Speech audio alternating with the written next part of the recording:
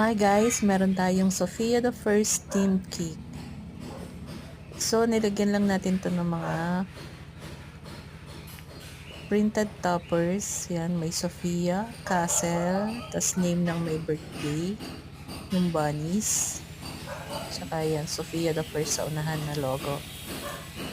Then, nagawa tayo ng mga fondant na maliliit na flowers. Yan, nilagyan din natin siya sa paligid.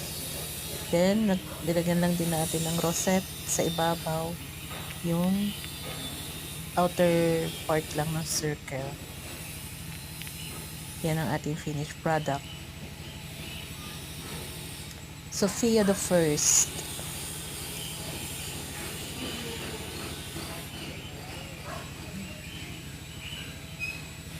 Thanks for watching.